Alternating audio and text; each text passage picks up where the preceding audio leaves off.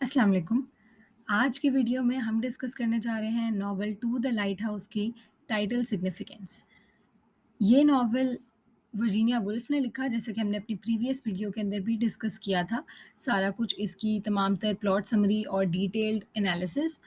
मेरा पर्सनली ये नॉवल बहुत ज़्यादा फेवरेट है एंड आई होप कि मैं आप लोगों को इसी तरह से समझाऊँ कि आप लोगों को भी ये नॉवल इसी तरह से पसंद आए। So let's get started. सबसे पहले हम देखें तो इस नॉवल का जो टाइटल है वो 3 वर्ड्स पे मुश्तमिल है, टू, द और लाइट हाउस। लेकिन इसमें जो वर्ड्स हमें ज़्यादा फ़ोकस करने हैं, एक तो ऑब्वियसली वो है लाइट हाउस, लेकिन साथ में वर्ड टू भी काफ़ी ज़्यादा अहमियत का हामिल है। तो हमने इन दोनों वर्ड्स पे सेपरेटली फ़ोकस करना है और बाद में हम इनको कंबाइन करके देखेंगे कि इसका कैसा मतलब बनता है। सबसे पहले टू वर्ड को छोड़ के हम सबसे पहले लाइट हाउस के ऊपर फ़ोकस करेंगे, क्योंकि ये जो है पहले हम समझ इसको ईज़िली सकते हैं, उसके बाद हम टू पे आएँगे कि टू की ऐसी क्या सिग्निफ़िकेंस है कि वो इस टाइटल में काफ़ी ज़्यादा इम्पोर्टेंट है। लाइट हाउस को अगर हम देखें तो सबसे पहले हमें ये जान लेना ज़रूरी है कि लाइट हाउस एक्चुअली होता क्या है? लाइट हाउस क्या होता है कि जो ट्रैवलर्स होते हैं जिन्होंने बाय सी ट्रैवल करना होता है, उनके लिए एक ज़मीन में आइलैंड पे जो पानी के दरमियान जो आइलैंड होता है, उसके ऊपर एक लाइट हाउस बना दिया जाता है, जिसके टॉप पे एक लाइट होती है और वो बहुत ऊँचा टावर होता है। तो उसका मकसद ये होता है कि वहाँ से जो भी ट्रैवलर्स गुज़रे, उनकी एक तो गाइडेंस हो, उनको रास्ता वगैरह दिखे रात के टाइम पे, क्योंकि वहाँ पे एक लाइट जल रही होगी, और सेकेंडली उनकी सिक्योरिटी का भी बंदोबस्त इसी के थ्रू हो जाता है। ऑब्वियसली जब एक जगह लाइट जल रही है तो वहाँ हमारे सिक्योरिटी पर्पसेस भी फुलफिल हो जाते हैं। तो इस नॉवल के लिहाज से अगर देखा जाए, तो जैसे लाइट हाउस लोगों को गाइडेंस देता है, सिक्योरिटी देता है, लाइट देता है, वैसे ही यहाँ पे भी लाइट हाउस का ये मतलब है कि लोगों को, जो कैरेक्टर्स हैं इस नॉवल के, उनकी एनलाइटनमेंट, या अगर दूसरे लफ्ज़ों में हम कहें तो ट्रूथ, यानी कि ट्रूथ क्या, कि वो सच्चाई की एक तलाश में जिसमें वो थे, तो इस लाइट हाउस जो ये लाइट हाउस है, ये सिम्बलाइज़ करता है उनकी उस सच्चाई को पा लेना, कि उन्होंने उस सच्चाई को पा लिया। आगे हम देखते हैं कि मतलब एनलाइटनमेंट को ही मैंने यहाँ पे थोड़ा-सा इलैबोरेट किया है, कि जैसे लाइट हाउस जो है वो ट्रैवलर्स के पाथ को एनलाइटन करता है, तो इस नॉवल में वो कैरेक्टर्स के माइंड्स को किस तरह एनलाइटन करता है। तो जेम्स जो कैरेक्टर था हमारा, मिस्टर एंड मिसेस रैमसे का बेटा, उसको हम देखें तो वो नॉवल के एंड पे जब वो लाइट हाउस पे पहुँच जाता है, तो क्या उसमें एनलाइटनमेंट की एक फीलिंग आती है कि वो अपने फादर की रियल नेचर को जान लेता है, कि वो जो बचपन से समझता आया था कि उसके फादर कोई बहुत ही क्रूअल किस्म के पर्सन है, तो वो वैसे एक्चुअली नहीं है, और उसके फादर की नेचर काफ़ी डिफरेंट है और वो ये बात जान लेता है। सेकेंडली, लिली जो है वो नॉवल के एंड पे, जबकि जो लाइट हाउस वाला ही पोर्शन है उसमें वो अपनी पेंटिंग को कंप्लीट कर लेती है, और वो साथ में ये भी जान लेती है, जो कि वो मिसेस रैमसे का ही पोर्ट्रेट बना रही है, तो वो ये भी जान लेती है कि मिसेस रैमसे ही एक्चुअली एक बाइंडिंग फोर्स थी फैमिली के अंदर। उनकी जो फैमिली थी, जो उनके गेस्ट थे, जो कि समर हाउस में हमेशा इकट्ठे होते थे, अब वो 10 साल से इकट्ठे नहीं हो रहे, और मिसेस रैमसे ही वो बाइंडिंग फोर्स थी, जिनकी वजह से कि सारी फैमिली एक यूनाइटेड तरीके से रहती थी, और अब वो वैसी नहीं है। तो ये कुछ हैं लिली की ख़यालात, और इसके अलावा लिली जो है वो मिस्टर रैमसे के बारे में भी काफ़ी डिफरेंट किस्म की थिंकिंग रखती थी। वो समझती थी कि वो इस तरह के बंदे नहीं हैं कि जिनके साथ इतना इंटरैक्शन किया जाए, और वो उनके बारे में काफ़ी अच्छी बातें नहीं सोचती थी। लेकिन एंड में मिस्टर रैमसे के बारे में भी जो उसके ख़यालात होते हैं वो काफ़ी चेंज हो जाते हैं। मतलब वहाँ उसका भी माइंड काफ़ी एनलाइटन हो जाता है। और इसके अलावा, एनलाइटनमेंट के अलावा, लाइट हाउस जो है वो ह्यूमन लॉन्गिंग्स का भी सिंबल है, यानी कि हमारी कोई ना कोई ख्वाहिशात, कोई ना कोई डिज़ायर्स, जिनके बारे में हम हमेशा फ़िक्रमंद रहते हैं, जो हमारी ख्वाहिशात होती हैं, जो हमारे दिल में हर वक़्त रहती हैं। तो इसमें क्या ख्वाहिश हम देखते हैं, जेम्स जो है वो कंटिन्यूअसली अपने फ़ादर को इंसिस्ट कर रहा है बचपन से लेके बड़े होते तक, कि उसने लाइट हाउस पे जाना है। तो इट मीन्स लाइट हाउस पे जाना है, वो उसकी एक ख्वाहिश थी, तो लाइट हाउस उसी चीज़ का सिंबल बन जाता है, उसी ह्यूमन डिज़ायर का या लॉन्गिंग का। बचपन से हम देखते हैं जेम्स की ख्वाहिश होती है कि वो लाइट हाउस पे जाए, वो अपनी मदर के थ्रू ये बात अपने फादर तक भी पहुँचाता है कि मैंने लाइट हाउस पे जाना है। उसकी मदर तो फिर भी चाह रही होती हैं कि वो चला जाए। लेकिन अब जबकि वो लाइट हाउस पे जाने के काबिल हो गया, वो लाइट हाउस पे खुद जा रहा है, अब उसकी मदर उसके साथ नहीं है। तो मतलब ये एक अनफॉर्च्यूनेट सी चीज़ उसके साथ हो गई है, तो ये भी ह्यूमन डिज़ायर है। बेसिकली उसका डिज़ायर था उसने अपनी मदर को भी साथ में लेके जाना है, लेकिन वो चीज़ तो पॉसिबल नहीं हो पाई। लेकिन हाँ, उसका डिज़ायर पूरा हो गया, लेकिन कंप्लीटली पूरा नहीं हुआ, बिकॉज़ उसकी मदर उसके साथ अब नहीं है। तो बेसिकली हमारी लाइफ जो होती है वो किसी ना किसी डिज़ायर के तहत ही चलती है, और लाइट हाउस इन्हीं डिज़ायर्स को फ़ोकस कर रहा है यहाँ पे, या सिम्बलाइज़ कर रहा है। इसके अलावा लाइट हाउस, क्योंकि इसमें जो बेसिकली इस नॉवल के अंदर लाइट हाउस क्योंकि टाइटल में भी है तो ये काफ़ी मेन सिंबल है। तो अभी हमने देख लिया कि पहले उसने ह्यूमन लॉन्गिंग्स को भी सिंबलाइज़ किया, उसने एनलाइटनमेंट को भी सिंबलाइज़ किया। एक और सिंबल जो कि लाइट हाउस ही शो करता है वो है contrast. Contrast between expectation and reality, contrast between the personalities. तो एक तो हो गया एक्सपेक्टेशन और रियलिटी। एक्सपेक्टेशन और रियलिटी क्या है? मैंने नीचे ही दिया है कि जेम्स जो है वो बचपन से सोचता होता है कि ये एक बहुत ही ज़्यादा एक अच्छी चीज़ है लाइट हाउस, क्योंकि वो दूर से देखता है उसमें लाइट जल रही है तो वो उसकी ग्लोइंग इमेज को देखता है, उसके लाइट वाले इमेज को देखता है। लेकिन जब वो बड़ा होके लाइट हाउस पे पहुँच गया एक्चुअली, तो वहाँ जाके वो उसकी डार्क साइड को देखता है। वो जब जाता है तो वो देखता है कि मैं बचपन से देख रहा हूँ कि ये एक लाइट है, लेकिन यहाँ तो एक्चुअली कुछ और ही सीन है, ये तो कोई शैडो टाइप चीज़ है, ये तो बहुत डार्क है। तो मतलब यहाँ हमें पता लगता है कि कंट्रास्ट होता है बिटवीन एक्सपेक्टेशन। ज़रूरी नहीं कि जो चीज़ हम सोचें कि वो वैसी है, वो वैसी ही हो। तो लाइट हाउस इस कंट्रास्ट को सिंबलाइज़ करता है। एंड सेकेंडली, जैसे कि लिली ने नॉवल में उसके वर्ड्स जो हैं वो थे कि हमें कुछ पर्सनैलिटीज़ को देखने के लिए हमेशा डिस्टेंस से भी देख लेना चाहिए, ना कि सिर्फ़ मतलब जो प्रॉक्सिमिटी है, जो क्लोज़नेस है, सिर्फ़ वही हमें लोगों को जज करने में मदद नहीं देती, बल्कि कभी-कभी हमें लोगों की पर्सनैलिटीज़ को जज करने के लिए डिस्टेंस का सहारा भी ले लेना चाहिए। यही वो चीज़ है कि जिसके तहत lily mister and Mrs Ramsay दोनों की पर्सनैलिटीज़ को जज करने के काबिल हुई है। जैसे ही मिसेस रैमसे इस दुनिया से चली गई हैं, उनकी डेथ हो गई है, उसके बाद लिली को रियलाइज़ हुआ कि वो किस नेचर की थीं या वो कितनी जो है वो इन्फ्लुएंशियल उनका रोल था। और ऐसा ही सेम जो है मिस्टर रैमसे के केस में भी होता है कि मिस्टर रैमसे जब उसके पास होते हैं वो बहुत अनकंफर्टेबल फ़ील करती है, लेकिन जैसे ही वो लाइट हाउस की तरफ चले जाते हैं, अब वो जा रहे हैं, वो उनको जाता देख रही है और साथ ही साथ उसको ये ख़्याल आ रहा है कि मिस्टर रैमसे इतने भी बुरे नहीं थे, जितने कि उसने सोचे थे। तो मतलब लाइट हाउस इस कंट्रास्ट को भी सिंबलाइज़ करता है। लाइट हाउस पे तो हमने कर ली काफ़ी सारी डिस्कशन। फर्स्ट वर्ड जो मैंने बताया था टू, कि उसको भी हमने देखना है, तो अब हम उसको देख लेते हैं। तो टाइटल के अंदर जो टू वर्ड है, हो सकता है कि वर्जीनिया वुल्फ राइटर उसकी जगह एट लगा देती। तो अगर वो उसकी जगह एट लगा देती तो ये टाइटल बन जाता एट द लाइट हाउस। तो जब ये बनता एट द लाइट हाउस तो सिर्फ हम फोकस करते लाइट हाउस के ऊपर, यानी कि हम देखते नॉवल के अंदर के लाइट हाउस पे पहुंच के क्या हुआ, क्योंकि एट द लाइट हाउस है। लेकिन यहाँ जो वर्ड टू है, ये इसीलिए इतनी अहमियत का हामिल है कि हमने देखना है कि वो टू द लाइट हाउस ही क्यों है। खाली नॉवल का नाम लाइट हाउस भी रखा जा सकता था या एट द लाइट हाउस भी रखा जा सकता था। तो यहाँ जो टू का मकसद है वो बता रहा है जर्नी, कि लाइट हाउस पे जाते तक का सफर। अब लाइट हाउस क्या था वो हमने पीछे देख लिया, वो एनलाइटनमेंट है, वो कंट्रास्ट है, वो ट्रूथ है, वो रियलिटी है। ठीक है, तो अब इन चीज़ों तक जाने का जो पूरा सफ़र है वो इस नॉवल के अंदर कैप्चर किया गया है, इसीलिए इसका नाम टू द लाइट हाउस है। और ये जो रियलिटी या ट्रूथ तक या एनलाइटनमेंट तक जाने का जो सफ़र है वो एक्चुअली एक साइकोलॉजिकल जर्नी है। तमाम तर कैरेक्टर्स को साइकोलॉजिकली डील किया गया और उनकी साइकोलॉजिकल जर्नी दिखाई गई है कि वो अगर किसी चीज़ की तलाश में हैं या वो कोई चीज़ नॉवल के एंड में हासिल कर लेते हैं तो वो किस तरह से उन्होंने हासिल की। तो अब हम देखते हैं इस टू द लाइट हाउस को पूरा कंबाइन करके कि इसका एक्चुअली पूरा एज अ होल मतलब क्या बनता है। तो यहाँ पे हम देखते हैं कि To the Lighthouse shows the journey और लाइफ रीचिंग वंस गोल।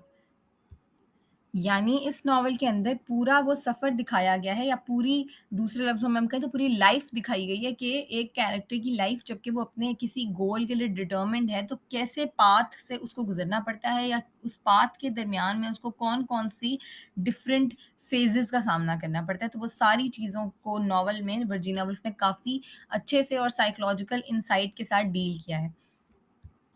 अब जैसा कि मैंने बात की साइकोलॉजिकल जर्नी की या साइकोलॉजिकल इनसाइट की, तो बस आगे हम ये चीज़ डिस्कस करेंगे कि क्या-क्या बेसिक साइकोलॉजिकल पॉइंट्स हैं जो हर कैरेक्टर के लिहाज से, बल्कि जो मेन कैरेक्टर के लिहाज से वर्जीनिया वुल्फ ने डील किए हैं। बेसिकली उसके मेन ही कैरेक्टर्स हैं कुछ, जैसे कि mister and Mrs Ramsay, James और लिली। इन्हीं चारों को एंड में हम देखते हैं नॉवल के एंडिंग में, और इन्हीं चारों के साइकोलॉजिकल जर्नी को वर्जीनिया वुल्फ ने डील किया है। सबसे पहले अगर हम जेम्स को देखें तो जेम्स एंड में क्या रियलाइज़ करता है कि स्टार्टिंग से वो समझता होता है कि उसके जो फादर हैं वो उसके साथ कोई अच्छा बिहेव नहीं करते, क्योंकि बचपन से वो उनसे लाइट हाउस पे जाने की फरमाइश करता है तो वो रद्द कर देते हैं, वो भी बहुत हार्शली।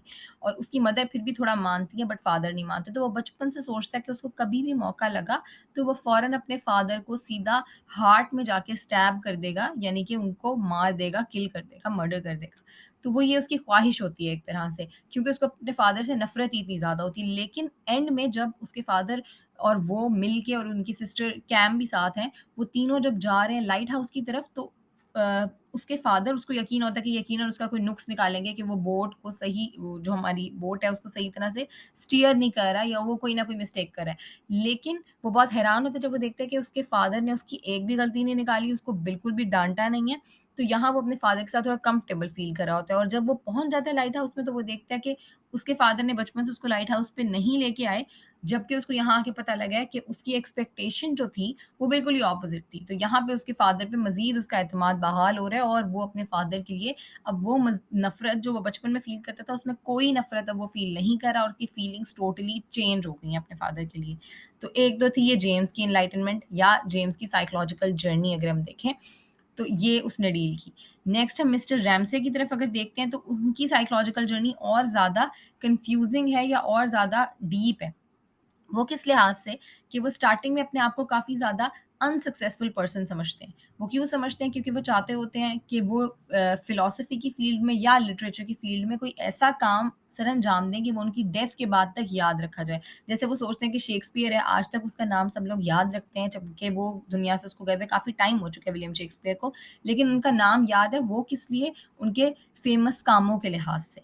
तो वो चाहते होते हैं मिस्टर रैमसे कि मैं भी कोई ऐसा काम क्रिएट करूँ कि मेरे जाने के बाद लोग दुनिया उसको याद रखे या मैं कोई ऐसी कोई फ़िलॉसफ़ी पेश कर दूँ या मैं कोई लिटरेचर में ऐसा नॉवल या कोई ऐसी चीज़ तख्लीक कर दूँ और वो चाहते होते हैं कि जैसे उन्होंने एबीसी वाली अपनी एक एनालॉजी बनाई है वो चाहते हैं कि मैं आर लेवल तक तो पहुँचूँ जबकि मैं क्यू लेवल पे हूँ इंटेलेक्ट के और ज़ेड तक तो कोई बहुत अज़ीम ही पहुँचता होगा, तो वो ज़ेड तक पहुँचना तो ऑब्वियसली उनकी ख़्वाहिश है, लेकिन ये अभी फ़िलहाल उनकी ख़्वाहिश है कि चलो आर तक ही पहुँच लिया जाए, लेकिन वो नहीं जा पा रहे।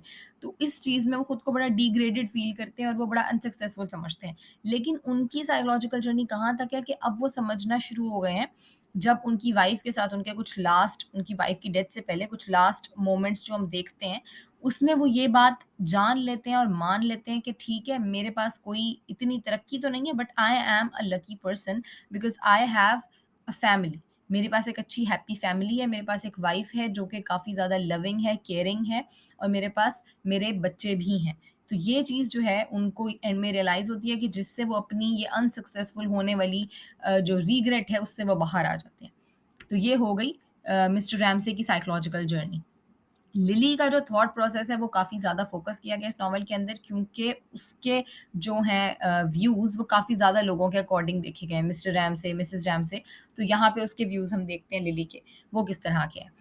लिली जो है वो मिस्टर रैमसे के लिहाज़ से कुछ अच्छा फ़ील नहीं करती क्योंकि उसको पता होता है कि मिस्टर रैमसे खुद को बड़ा डिग्रेड फ़ील करवाते हैं और खुद को कोई अच्छा फ़ील नहीं करवाते। खुद वो अपने आप से कंफ़र्टेबल नहीं है। तो इसीलिए मिस्टर रैमसे की मौजूदगी में वो भी कभी कंफ़र्टेबल फ़ील नहीं करती। और जब भी मिस्टर रैमसे आते हैं और स्पेशली जो एंडिंग का सीन हम देखते हैं जब वो पेंटिंग कर रही है मिस्टर रैमसे आए हैं, तो वहाँ पे वो अपने ब्रशेज़ नीचे गिरा देती है जानबूझ के, जब कि थोड़ा टाइम वेस्ट हो जाए और मिस्टर रैमसे चले जाएँ तो वो अपने काम पे वापस फ़ोकस कर पाए। तो मतलब वो मिस्टर रैमसे की मौजूदगी में काम नहीं करना चाहती बिकॉज़ उसको पता है कि मिस्टर रैमसे की मौजूदगी में वो सही से काम कर ही नहीं सकती, कंफ़र्टेबल नहीं फ़ील कर सकती। लेकिन जब वो देखती है कि मिस्टर रैमसे उसको खुद कंफ़र्टेबल फ़ील करवाना चाह रहे हैं, वो कैसे देखती है कि जब मिस्टर रैमसे उसको बताते हैं कि जूते सही से बाँधने का तरीका, क्योंकि जब उसको लगता है कि वो मिस्टर रैमसे से कुछ बात करे, तो वो उनके जूतों की तारीफ़ कर देती है। तो मिस्टर रैमसे उसको बताते हैं कि उसने लिली ने सही से जूते टाई नहीं किए हुए उनके लेसेस, तो वो बताना शुरू हो जाते हैं। तो वहाँ पे वो थोड़ा-सा उनके साथ अच्छा फ़ील करना स्टार्ट हो जाती है और स्पेशली जब मिस्टर रैमसे चले जाते हैं बोट में अपने बच्चों के साथ, वो जूँ-जूँ दूर जा रहे होते हैं, लिली को अंदाज़ा हो रहा होता है, रियलाइज़ हो रहा होता है कि मिस्टर रैमसे इतने बुरे भी नहीं थे कि जितने वो उनको समझ रही थी। तो ये मिस्टर रैमसे के बारे में लिली के कुछ व्यू पॉइंट्स थे। मिसेज़ रैमसे के बारे में भी लिली कुछ अच्छा नहीं सोचती थी, उसको यही लगता था कि मिसेज़ रैमसे जो हैं, वो अपनी लाइफ़ को एक तरह से वेस्ट कर रही हैं। क्यों? क्योंकि वो सिर्फ़ औरों को कम्फ़र्ट देती हैं, हर वक़्त अपने आप के बारे में वो कुछ नहीं सोचती, हर वक़्त मर्दों के बारे में सोचती हैं कि उनको कैसे कम्फ़र्ट फ़ील कराना है, कंफ़र्टेबल फ़ील कराना है अपने बच्चों को, अपने हस्बैंड को और दूसरे जितने भी वहाँ पे मेल हैं। और साथ में फ़ीमेल के बारे में भी मिसेज़ रैमसे के जो ख़यालात थे, उनसे लिली एग्री नहीं करती थी। जैसे वो समझती थी कि वुमेन को हमेशा गर्ल्स को स्पेशली शादी कर लेनी चाहिए बिकॉज़ उसके अलावा उनकी लाइफ़ जो है वो एक तरह का वेस्ट है। तो इस बात से भी लिली बिल्कुल भी एग्री नहीं करती थी। लेकिन मिसेज़ रैमसे के चले जाने के बाद उसको ये अंदाज़ा होता है कि मिसेज़ रैमसे की लाइफ़ जो है वो एक ऑर्डिनरी लाइफ नहीं थी। मिसेस रैमसे एक ऑर्डिनरी पर्सन नहीं थी, बल्कि वो उनकी लाइफ एक आर्ट थी। आर्ट क्यों थी? क्योंकि उन्हीं की बदौलत सारे लोग मिल-जुल के रह रहे थे, तो वो एक तरह का आर्ट पीस थी। और अब वो चली गई हैं तो उसको अंदाज़ा हो रहा था कि ये जो उसकी लाइफ है वो कितनी कलर्स से महरूम होके रह गई है। अभी लिली का जो है वो ख़त्म नहीं हुआ, क्योंकि मैंने बताया था कि लिली का थोड़ा ज़्यादा थॉट प्रोसेस डिस्कस किया गया। तो लिली को यहाँ पे भी हम देखते हैं, एंड जब होता है नॉवल का, तो वो किस चीज़ से होता है कि लिली अपनी पेंटिंग का लास्ट स्ट्रोक लगाती है और पेंटिंग ख़त्म करती है। तो वो बोलती है उस टाइम कि मैंने अपना जो है वो विज़न आज मुकम्मल कर लिया। उसने अपने विज़न को एक फ़िज़िकल शेप दे दी होती है और काफ़ी ऑपोज़िशन का सामना करना पड़ता है, लेकिन उसके बावजूद ऑपोज़िशन क्या कि मिसेस रैमसे समझती हैं उसको शादी कर लेनी चाहिए, इन चीज़ों में उस अपना टाइम वेस्ट नहीं करना चाहिए। चार्ल्स स्टेंसले के काफ़ी ज़्यादा नेगेटिव रिमार्क्स उसको सामने फेस करने पड़ते हैं, जो वो कह रहा होता है कि women can neither write nor paint. तो ये इस टाइप की बातें उसको फेस करनी पड़ती हैं, लेकिन वो इन चीज़ों से बाहर निकलती है, अपनी साइकोलॉजिकल कन्फ्यूजन को ख़त्म करके अपनी पेंटिंग को कंप्लीट करती है। और ऑब्वियसली जब हम सब लोगों की साइकोलॉजिकल थिंकिंग और थॉट प्रोसेस की बात करें, तो वहाँ मिसेस रैमसे को हम भूल नहीं सकते, क्योंकि वो काफ़ी ज़्यादा एक फोकल पर्सन है इस नॉवल की। तो हम देखते हैं कि जब मिसेस रैमसे के लाइफ के लास्ट मोमेंट्स चल रहे होते हैं, जो स्पेशली डिनर वाले सीन्स हैं वो, और उसके बाद जब वो अपने हस्बैंड मिस्टर रैमसे के साथ लॉन में आके बैठती हैं, निटिंग कर रही होती हैं, मिस्टर रैमसे नॉवल पढ़ रहे होते हैं, कुछ वो सीन्स हैं जब उनको ये बात रियलाइज़ होती है कि उन्होंने अपनी लाइफ को काफ़ी ज़्यादा वेस्ट कर दिया। स्पेशली ये चीज़ उनको रियलाइज़ डिनर के टाइम पे होती है कि उन्होंने अपनी लाइफ को वेस्ट कर दिया। वही बात जो लिली उनके बारे में सोचती है, उनको खुद रियलाइज़ हो गई थी कि मैंने अपनी लाइफ जो है वो इन मर्दों के इनको कम्फर्ट करने में, इनको कम्फर्ट देने में वेस्ट कर दिया। मैंने अपने लिए तो कभी सही से वक़्त निकाला ही नहीं। तो ये चीज़ जो है ये उनको भी रियलाइज़ होती है। तो इस तरह हम देखते हैं कि ये सारे जो कैरेक्टर्स हैं इनको काफ़ी ज़्यादा साइकोलॉजिकली डील किया गया है। तो यही चीज़ जो है ये टू द लाइट हाउस के अंदर है कि To the Lighthouse means इनकी एनलाइटनमेंट की तरफ एक सफ़र। तो आई होप मैंने इस सारी चीज़ को अच्छे से एक्सप्लेन कर दिया होगा और आप लोगों को ये चीज़ अच्छी लगी होगी और समझ में आ गई होगी। अगर आप लोगों को वीडियो पसंद आई है तो इसको लाइक ज़रूर कीजिएगा और मेरे चैनल को सब्सक्राइब कर दें अगर आप चाहते हैं कि आपको मज़ीद इस तरह का कंटेंट मिलता रहे, और बेल आइकन साथ में है उसको ज़रूर प्रेस कर दें ताकि यूट्यूब आप लोगों को नोटिफ़िकेशन सेंड कर दे जैसे ही मेरी न्यू वीडियो आए। So thanks for watching the video, until the next video, अल्लाह हाफ़िज़।